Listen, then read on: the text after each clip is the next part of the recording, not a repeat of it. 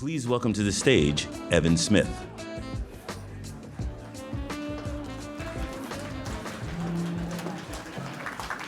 Good afternoon.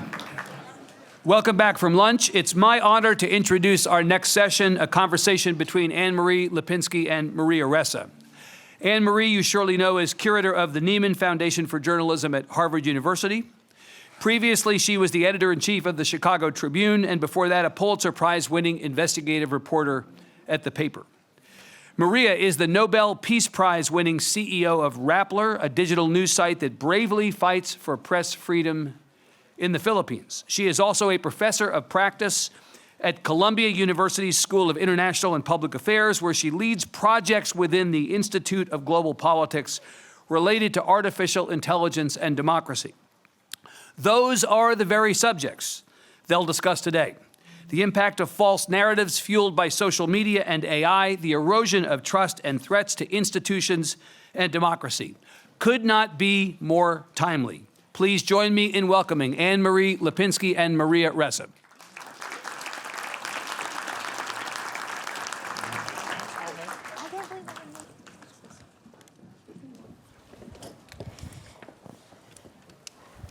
Hello, everyone. Wow. We have no table. I know. Hi, guys. She always does it. She covers all of her talks. It's being live streamed back to the Rappler newsroom.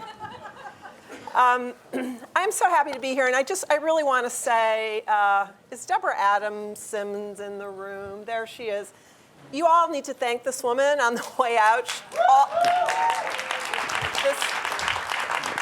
This conference is her doing. We're so grateful for that.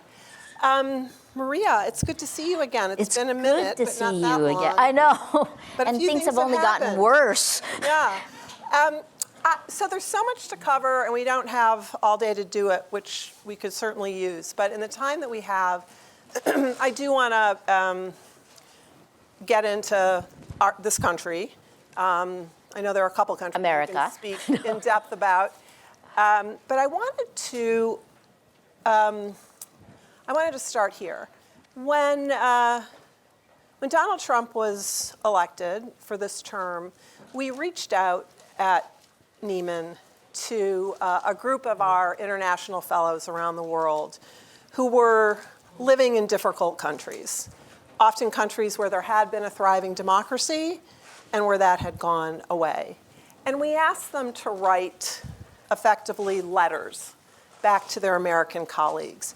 Your editor-in-chief, Glenda Gloria, A Nieman Fellow. who'd been a Nieman Fellow, wrote us a beautiful letter, and I just want to quote from it. So, dear American colleagues, prepare for the worst. Drill it into your everyday operations.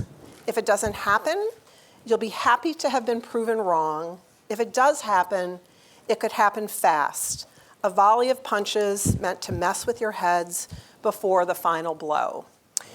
She went on to give some advice, but I wanted to ask you, as you hear that, and well, I'm sure you read her essay when she filed it, but if you could sort of take us back to that moment where you had a candidate who had said some rough things on the campaign trail. You had covered him. You had interviewed him. We're talking about former President Duterte. And now he's president, and you're wondering, did he really mean what he said? Are we headed toward that kind of a future here, or do we have some space to be a different kind of a country? And I'm wondering when like the light went off for you and you realized something very dramatic was happening. Yeah, I reacted like my American colleagues are reacting today, in the sense of, no, the Constitution is this, and we have always been intimidated and we always push back. It changed for me the day I was arrested. And in a weird way, that was actually getting attacked by your president was actually a good thing for me and Rappler. Good because, I'll say two reasons why it was good, right? It was both a blessing and a curse, I always say it that way, because then I began to understand the role of social media, because when you're the target of attack, you don't have to ask them for the data. It all comes your way. And so what we did is we analyzed the data. You know this. This is part of, you have to understand how your community is being manipulated, right? Because I didn't believe Filipino values had changed overnight. So that was the first blessing and a curse, because the data was coming my way, and it gave us a window into the way big tech had corrupted social media, right? And we can talk about that more. But the second thing was how after social media allowed, so let's say that's humanity's first contact with AI, because artificial intelligence has been around for 70 years plus, right? But this was mass-based, and it literally was created to keep you scrolling, which meant we all know, right? It's mildly addictive, increased levels of dopamine, that it now does things that are illegal in the physical world, like, segregation. What micro-targeting is that in the virtual world. Lots of other stuff, right? The insidious manipulation.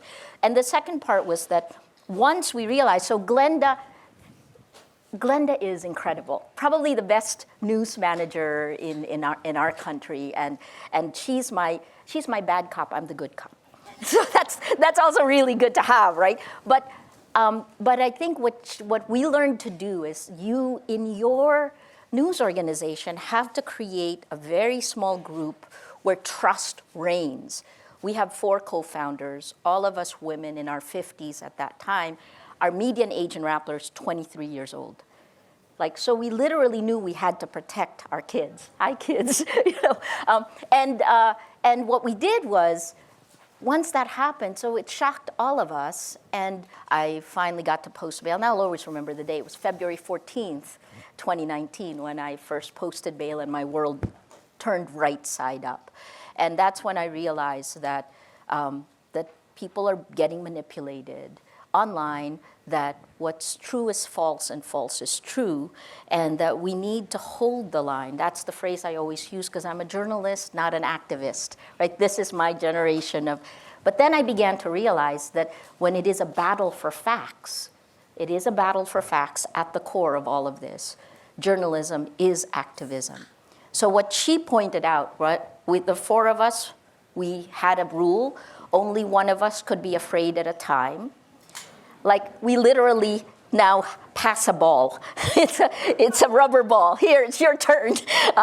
I held the ball a lot, but also, you have gallows humor.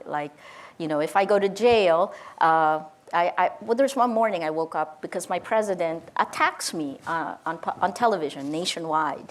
And I had this rule for myself. I treated the presidency with the respect the presidency deserved, no matter who was in office. And until today, you can see, right? I had to have faith. We weren't Russia. Sorry. This is my international lawyers have actually all said, why are you going home? I'm also an American citizen. So imagine I have both deja vu and PTSD, right?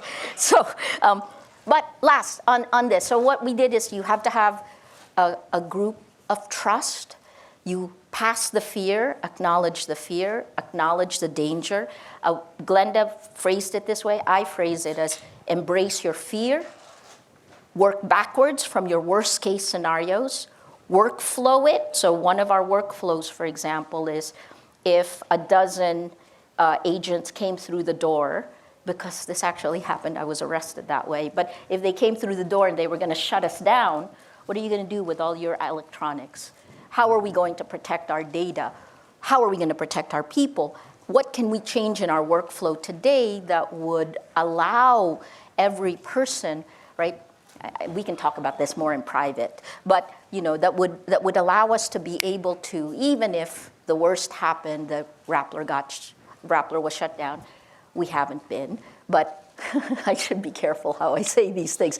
But that we would be back up again in a very short period of time. You plan for the worst, which also means, as you know, you plan for the worst in terms of violence, because online violence is real-world violence, and so in many ways, I wasn't as concerned about myself because I was in my 50s, right? I've helped write standards and ethics for 4 news organizations. I was more concerned about my 20-something. Our reporter with Duterte, who shadowed Duterte, was 26 years old. And I was responsible to her parents. I'll say one last thing I'll tell you that was really heartwarming, because I will tell you some really bleak things, but you know, you have to know, you walk through it. After the government first tried to shut us down in January 2018, I called a GA, a General Assembly with my team. We're about 120 people. And then I asked our reporters, our editorial team, if anyone wants to leave, let us know. We will help you find a job in another news organization. And I could make a promise like that because the largest news group was, we were the management team of the largest news group in the Philippines. Not one journalist took the offer, not one. And managing Rappler during the worst of times was actually, in a weird way, the best of times because we were so mission-driven. Whenever the oldies, whenever we got really tired, because we need to sleep, but the 20-somethings, they don't need to sleep as much, right? So it was like, and yet they get lost, we know the path. It actually works really well. And so you prepare for the worst, you embrace your fear, you create situations of trust. So for you, being arrested, I mean, that's a pretty, you're going to notice that, and you're going to notice that things are changing in your country. So that's about Duterte, but let's talk about something else that was happening. One of the things that Rappler did, and I've known you since you founded it, and one of the really interesting things that Rappler did was it went out and it trained thousands of citizens to use social media, to be what Rappler called, their citizen journalists, to be eyes and ears where they didn't have reporters. Many of those very people you trained. I knew you were going to go there. Go! Some of those very people you trained became chief propagandists for the Duterte government. Absolutely. And so that's less obvious and immediate than somebody walking into your office to arrest you. Yeah. So I'm wondering if you can, because I think there are a lot of lessons for this country in that, and I'm wondering if you could talk about losing those people to that. And for those of you who haven't seen the propaganda attacks on Rappler, but on Maria personally, it's a very, very ugly story. It's a violent story. And I'm wondering if you could talk about that transition and how those people were lost to you. I hope to get them back. Look, in 2012, which is when we founded Rappler, the elevator pitch for Rappler was we build communities of action, and the food we feed our communities is journalism, right? Because ultimately, in the end, I'd worked for international news groups and I felt like I was throwing stories into a black box. But this one, I wanted impact. How do you measure impact? We've discussed this over time. I knew her as the EIC of the Chicago Tribune, So back to the old days that I miss. Anyway, so what we did was I drank the Kool-Aid of social media, right? Like I believed in it because I could see its potential. After the Arab Spring in 2011, networkless, right? A revolution. I was mapping Twitter on in Egypt, in Syria, in Japan during the nuclear accident that happened there. And you can see in Japan, people cluster around government and traditional media, the cluster. In Egypt, you had a photo of what a revolution looks like. And then in Syria, it was so fragmented, you can see what it looks like. So my second book, by the way, was called From Bin Laden to Facebook. So I was looking at how information cascades radicalize, right? So what happened here was we went into communities. So I was heading the largest, first I was Manila Bureau Chief, then Jakarta Bureau Chief for CNN. Then I headed the largest news organization. So we went into universities and told them, you have power in your hands, use it. right? Learn to use it. We help them with workflows, with equipment. What do you do? I think very similar to what American news groups are doing. But then what happened was in the southern Philippines, they were the very first people recruited by the Duterte propaganda machine. And that meant, I was getting an average of 90 hate messages per hour. That meant that they were organized. But again, we realized this because we trained them. So one of the first instances where I thought something bad was going to happen was soon after Duterte took office, there was a bombing in his hometown. And they took a 6-month-old story Rappler did about how the bomber was found, and then pounded it to make it seem like the government had already taken action and found the bomber. Right? This hadn't happened yet, but how did we know that? They linked back to our story from 6 months earlier. And so we didn't know how to handle that. I was like, I'm not gonna put it on Rappler, the information operations. I didn't even know what to call it yet.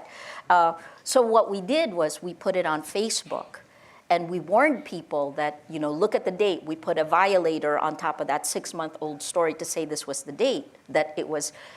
But still, this is where the propaganda begins, right? Now it looked like the government found the bomber. And as soon as we put that on Facebook, the palace shifted the people who were working on it. So what happened? These people, so there have been more than 20 different waves now of the way propaganda, because it's deeply connected to the design of the platforms, right? At the beginning, they were huge multipliers that they would use, and you get as much engagement as possible, and then they hire them. But I always think about it like social network analysis. We simplify it to say these are the broadcasters, so 1 million and above, then the boundary spanners, which is how information from one table will jump to the next table, will jump to the next table. That's the information cascade. And then the last group are the niche communities, right? Why do we spread disinformation as much as we do? Because we trust our family and friends. And this goes back to a study from early 2010 that says 94% of our trust, it's not in news organizations or institutions, it's our family and friends, 94%. So, anyway, so to go back to that, we realized that the people we had trained are now mobilized, and that this is the difference between journalism and no offense to influencers, but, when it's about money and an account sheet versus a public good and standards and ethics, you always wind up losing public good, because this one grows, because that is the incentive structure of the very platforms that are now in charge of the distribution system of information, which is why information integrity is a massive problem, why you can micro-target or you can attack and manipulate through narratives, segments of society, where when we journalists get together and we talk about trust, I actually laugh, because it's not in our power when the distribution system rewards lies, laced with fear, anger, and hate. And we don't use that, so we are handcuffed to begin with. So, let me end with this one, which is that what we learned to do is to identify those networks. We were alpha partners, effectively alpha partners of Facebook. We are partners with every tech company, including OpenAI, which we were one of 10 out of 1,000 that they chose to use the LLM for democratic consultation. We gave them back that report. But what we learned there is that the platforms, the social media networks, actually can find what we would call in the security world the recidivist networks. Because if you're used for political warfare, next month you can be used to spread health disinformation.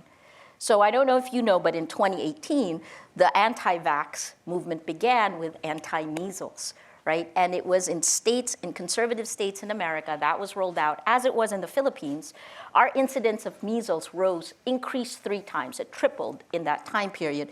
The same in the states here. These networks are for sale. So that's the corruption of I'm sorry, I can talk about this stuff forever, so I will shut up. So how do you said to start, you hope to get those people back. How do you get them back? And there are a lot of lessons, there are things we hope to learn from you in that experience because, of course, we've seen the same phenomena. It's about money, guys, right? This is money and power. Because those same influencers were then, as I'm seeing in the White House, brought into the White House. One of them became a broadcaster, and so the largest broadcaster in the Philippines was threatened by Duterte. He used the legislature. The legislature refused to renew the franchise or give it a license to operate. So this is the largest broadcaster in the Philippines. Duterte's term ended in 6 years. But their license was never returned because it had been parsed to the cronies of Duterte. So I guess be careful of what rights are lost in this time period because clawing them back will require so much more energy. I still don't have the right to travel. It's been almost a decade. So these are things, do not give up your rights voluntarily. Is there something you could have done to prevent that, looking back? No, I think, somebody asked me today. You didn't give it up, it was taken. How do you prevent that? We need to actually tell more and more people that the power is in your hands, right? It's not just large news organizations that have this power now because our power depletes on a daily basis. The power is in the Constitution, and the big tech companies have allowed power to manipulate at the cellular level of a democracy, right? So they hacked our biology to change the way we feel. It's the worst of humanity that's incentivized, and because the way we feel changes, the way we look at the world changes, which changes the way we act, which changes the way we vote. So I want to just tell you something that if you were in Perugia at the International Journalism Festival, you would have heard this, right? So at the cellular level, the VDEM, which is out of Sweden, is like Freedom House, but has more factors that they look at. They came out with their March report that said 72% of the world is under authoritarian rule today, rolled back to 1978 levels. And then the head of VDEM in a public panel said that if the trends in the United States continue today, that he expects democracy to die by the summer. Let me say that again, by the summer. I was gonna go ask him, what month, But I guess to what you said, right? We need to create communities of action. And it isn't just like, investigative journalism is critically important. It must survive, because if it doesn't survive, then democracy doesn't survive. And you could argue that our inaction also, because I gotta say at the beginning in the Philippines, sorry, I know I stopped in the middle, but I'll go back. In the Philippines, I was angry at the beginning, because when you hold the line and you're getting clobbered, you want other people to jump in. It took us a long time, but we weren't alone, and I think that's what Americans need to get, that you are not alone. 2 seconds. Ask me a question. So let's talk about, I think when I hear you say that, I hear you both as a citizen and as a journalist, and I'm wondering if you distinguish what action looks like, depending on, which Maria is speaking. I'm going to give you a second to think about that, and I'm going to read a quote from Steve Levitsky, who, this is something he said in his final lecture to his students just this week. He's the co-author of How Democracies Die. I'm sure some of you know him. You've certainly read him or heard him. The U.S. is confronting a challenge of authoritarianism. A troubling segment of the populace remains inactive, possibly due to underestimating the danger or fearing the consequences. This complacency fosters a vulnerable environment where authoritarian ideologies can thrive unchecked. It's imperative for citizens to understand the critical role of proactive engagement and resistance to protect democratic principles and prevent the diminishing of freedoms, remaining silent and inactive may unwittingly facilitate the strengthening of authoritarian forces. So I think he speaks your language on that. I've heard you say versions of this, but is that different if I'm talking to you as the founder of Rappler than I'm talking to you as a voter or a citizen of this country? How do you think about what action looks like? Action is collective, right? So but each of us has a role to play. So I always say, this is the time, and the three words I repeat over and over: collaborate, collaborate, collaborate. News brands don't fight each other anymore because we're on the same side. We're on the side of facts. Do you think there's enough collaboration among No, users? no, not at all, not at all. And I've gone through different groups.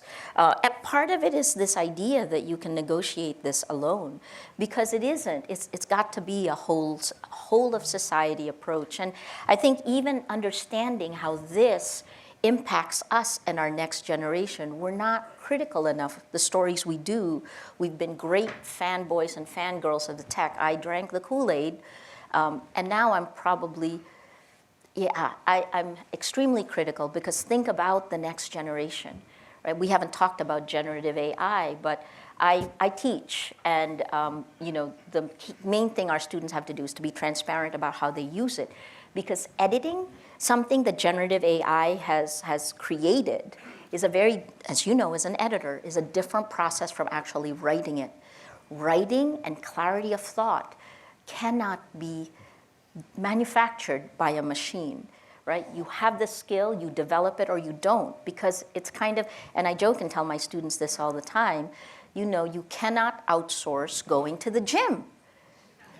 Literally, that's what we're trying to do with our minds. And so I worry about the next generation. From the Surgeon General's report, this is before he left, he talked about the epidemic of loneliness, because that actually is part of what the tech has done to us. The breakdown, Robert Putnam, Bowling Alone, the breakdown of our communities, the fact that GBH is doing this and bringing us together as a community. We can take those same things and make sure that this cascades, because it's also here in Boston, connected. Nicholas Christakis and James Fowler wrote a book that it was the Framingham, Massachusetts Heart Study, 3 generations, that proved in a society, emotions and behavior spread through 3 degrees of influence, right? So the key thing here is move out of the virtual world, create our communities of action. And what's the role of journalism in this? Re-identify what that is, because we were talking backstage, like breaking news coverage, for you breaking news reporter, I'm a breaking news reporter, has to change. We had to change in the Philippines when your president lies repeatedly, or when you see kleptocracy creeping in. These are things we need to. Is that a tracker? Will we be able to create our communities of action if our Gen Zs are not even watching us or listening to us, right? How do we bring them together? In the real world. I'll tell you, this is how Rappler survived, because we were trying to figure out, we were under such attack.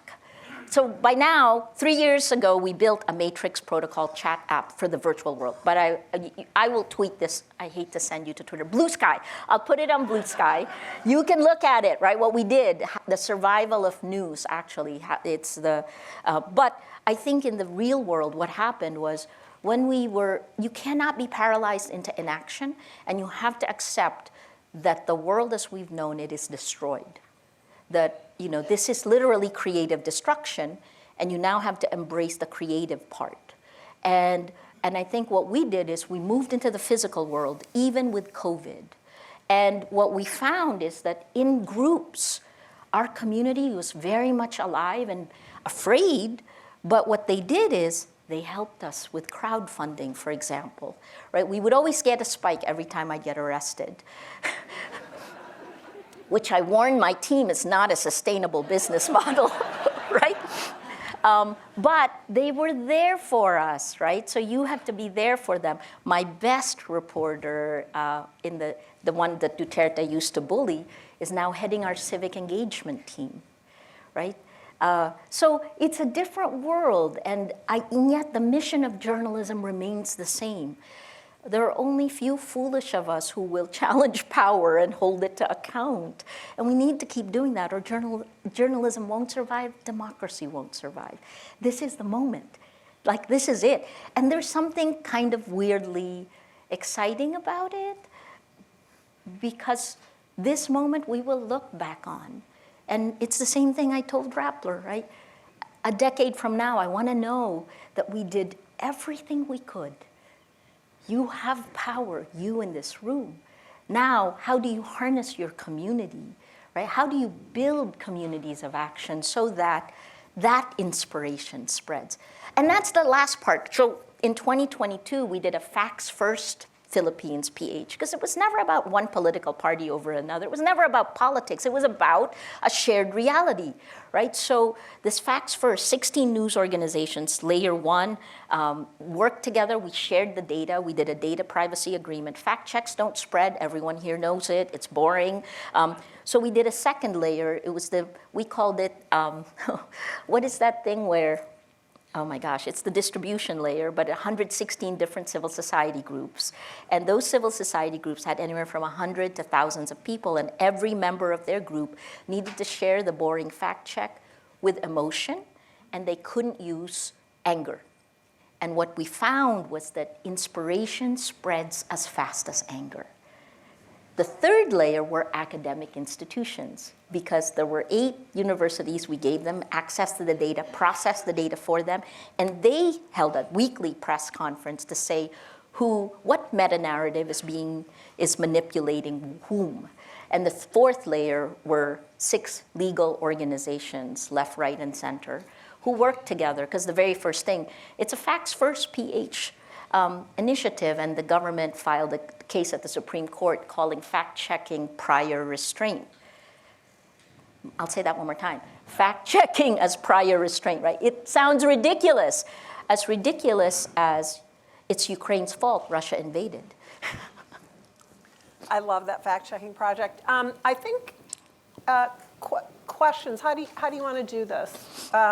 We have time to open up for a few questions. She's very shy, so go easy on her. But do you want people to just put their hands up? I'll do TV sound bites so that we can have more questions. Yeah, Sorry, I answer a long way. Okay.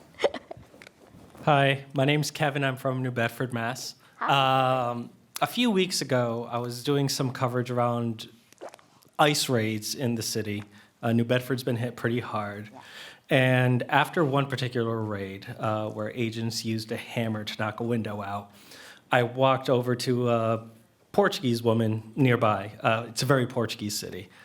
And I started speaking with her, and she asked me what happened, and I said, this happened. And her response was, oh, well, they should have just done what the ICE agents told her to do. Oh my gosh. Told the family to do. And I just could not help but think, these people have civil rights, they have the right to remain silent, without judicial warrant, they can't enter. Yeah. In her mind, though, it was just, they should have just made it easy on themselves and everybody else. And there's historical context to the Portuguese response on that.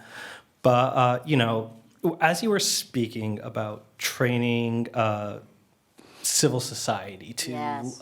Be more discerning, that moment popped into my head. Yeah. So what is the best strategy to ensure that people do not give up their rights and that they are careful with what they choose to give up? If that's the instant response, I'm going to go with the easier option. Such a tough question first. Yeah. Well, I mean, this is I think, civic class, right? I remembered this. You guys remember Schoolhouse Rock? What's a bill? I'm just a bill. I think this stuff has gone by the wayside, so that's one. And also, a lot of Filipino Americans also voted for this because there is a nostalgia for authoritarian rule. I've covered this my entire career because my family left soon after martial law was declared in '72. moved here. And then I went back in 1986, and the nostalgia for Marcos was there and I saw it in Indonesia, Suharto, in all of, because the pendulum, I'm now old enough to see the pendulum swinging back. Part of that is because if you are responsible for your democracy, that means you have to act. That's one. But the other one is, I don't know enough, so it's really up to them anyway. But they need to realize what they will lose, right? So the Portuguese community, does she have a visa? Does she have to worry about her rights? When one person, and this is like a UNESCO report that first rolled out how women were under attack online much more. An attack on one is an attack on all. But that's also something media can do, right? Like sometimes I see breaking news coverage and we're just talking about the Truth Social Trump statement every hour on the hour, right? Remember the truth sandwich, right? But in this one, we're civil society, right? Like we need to remember, because silence is complicity. Silence means you're giving up your rights at a time when there's this new word I was learning reading one of the books, anocracy, right? Like as a democracy tumbles, it becomes an anocracy. We're definitely there, and then it goes further down. But I would say the last part, if you really look at it, which is identical to the Philippines, you have a very strong executive, a legislative that should be the check and balance, right? Because the judiciary is your last one because it moves at a much slower pace. What Rodrigo Duterte did in the Philippines is he made the executive, like Marcos the First, who ruled by executive order, he declared martial law by executive order. He was so strong that he did the 3 C's on both the legislature and media: corrupt, coerce, co-opt. And when the legislature embraces this, the judiciary has a much longer period of time. And what we didn't have in the Philippines are people resigning based on principles. But when the judiciary rules against it, did the USAID people get their jobs back? Right? You lose these things, and things are set in motion, and like sliding doors, we're in a different part. And I guess that's what I'm saying is like, we need to, in our civil society groups, begin to think and talk about this, and even in the stories. Do people know their rights? It's very basic. I know we're fighting for eyeballs, and I know I do TV, guys. So it was like, it used to be the first 10 seconds are the most important part, so you put the sound, now it's the attention span of a goldfish, which is 3 seconds, right? Which makes me worry about the next generation. So it goes back. We have the power to do these stories. I'm just a bill. I am only a bill. If you remember this, if you didn't see Schoolhouse Rock, that I'm just singing off key. But we need to tell people don't know how government works. Doge, have we looked at what they did with all our data? Anyway, yeah.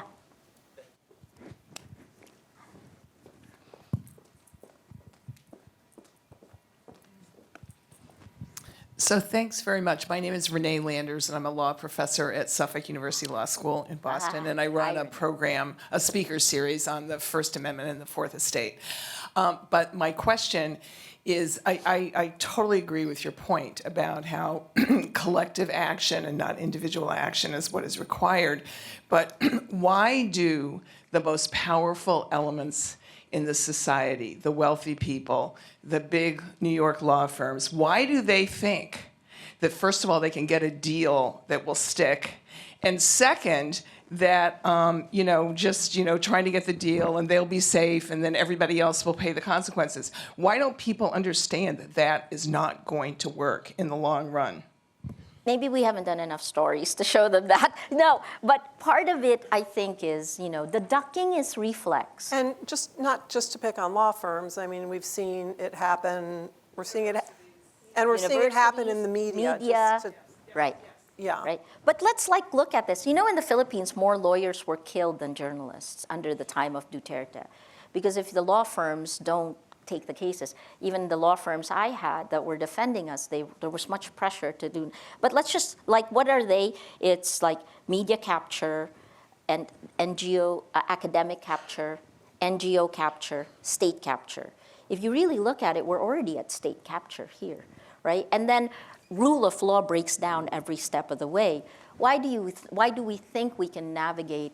It's that Martin Niemöller quote, right? And then in the Philippines, when I was first arrested, my first arrest, I had 10 arrest warrants, right? But in my first arrest, the top newspaper, which had been bullied by Duterte first, their editorial was, first they came for the journalists, we don't know what happened next. So it kind of, again, people think, I will say Covington is our pro bono lawyer, and they didn't cut a deal, but they're also defending some of these. So I think it's a collective thing, but also, where are our stories? Like our old breaking news standards, our editorial judgment. Think about it. In the past, I know this from CNN days, we would only cover a protest if it was massive or if there was violence.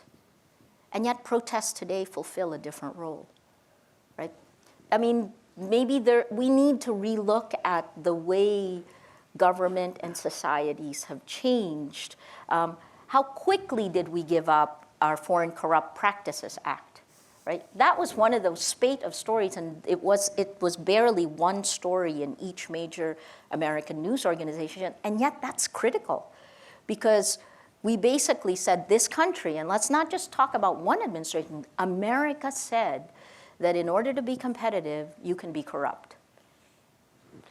And look at the corruption indexes, right? Anyway, so to go back to that, I think until it's a combination, there is growing courage. Fear spreads, courage spreads. And we have to actually talk about it. It's scary to me when Americans are afraid to speak. Wow, bleak. Wait, I forgot to tell you the good part of this, right? It took us almost a decade, but Rodrigo Duterte literally was arrested for crimes against humanity last month in March. And it took the work of so many people. So while she's sitting here, he's imprisoned in The Hague. Yes. But just because nothing's ever over, he's running for mayor. He is. In a large city in the Philippines with 1 million people, Davao City, his hometown. With support, protests, people protesting his imprisonment, so I just point that out. But the other part is, as soon as he was arrested, about a day or so later, the disinformation campaigns began. And I call them disinformation campaigns, right? These are information operations. They're not misinformation, this is meant to manipulate you. And we've done Rappler and Nerve, which is our sister company on the data part. We've done at least 4 stories that look at the data that show you how people are being manipulated. We have elections May 12th, and he may be elected mayor of Davao City, his hometown, while he's in jail in The Hague. But he's in jail in The Hague. See? Journalist. We'll take maybe one Hi. more. Quick question. Ann Curry, formerly of NBC News. You talked about community. I wonder which model, the current model of competition or a model of collaboration among news organizations would be most effective, given what you just said, in addressing the myriad of challenges that this situation presents. Collaboration, it's collaborate, collaborate, collaborate. Because think about it, what'll happen over time is that the investigative story, you know how in the past one group will break it and we pile on. We break the story and then it hits people's consciousness, voters' consciousness. That's not happening anymore, right? It didn't in the Philippines under Duterte. And so the other part is resources are slimming.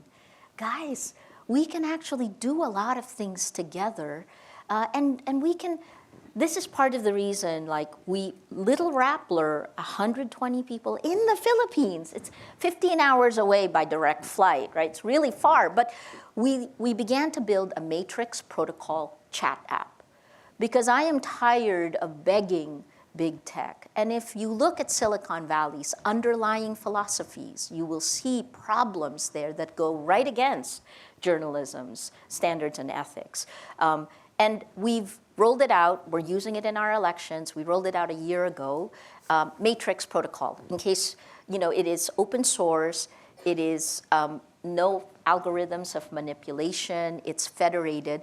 My dream is a federated global news organization. So we're just about to begin building for an Indonesian news organization. We have a South African partner, and we have a Brazilian partner. So but it takes a while to build. And meantime, the disinformation has spread. But I'll go back to your question, Anne, consolidate. I know it's about power and money also, right? So that's much easier to say. And part of the reason Rappler could stand up is because we had no other business interests. But the more you negotiate, oftentimes the more you lose. Again, I will say Rappler is still here. By the way, we should have I had a 5-year business plan. We were going to start making money in 2016, and we did until Duterte attacked us. And in the middle of the attacks, we spun off a separate group that got us the profitability in 2019. It is possible to make money. It is possible to be transparent. It's possible to live by our values and continue doing our jobs. So we're sadly out of time, but I wanted to just, as we're closing, there's the Nobel Prize has something of a museum, and an artifact they have from you that you gave to them was or T-shirts that Rappler used to give away. In 2014. Maybe you still do, and they say, believe there's good in the world. Believe there is still good, something like that. It's funny because in orange you will see "be the good," but the phrase is "believe there is good in the world." Our distribution system for news kills the good in us. Literally, there's no incentive structure for it in our distribution system. But I've learned that the goodness of humanity is there, right? I wouldn't have survived. I wouldn't be here today. Rappler would have been shut down. It is there. And last thing, where America goes, the world goes, guys. Please, get on it. So I didn't even ask her a question, but I did want to say, I wanted to give you the chance to say, where do you see the good? And you've mentioned some things that you're excited and ambitious about, and maybe that can settle for the answer. But I just did want to say to everybody that when she talks about her staff hanging on, you lost some board members who were at risk for various things, but her staff really hung on. And the reason for that seems so obvious to so many of us, which is that, Maria revalorized public service journalism. She's my friend. No, but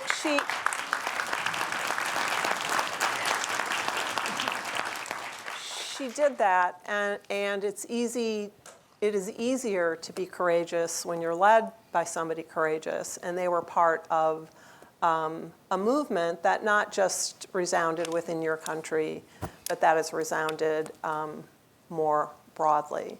So on behalf of us, I want to thank you for that. No, thank you. Thank you.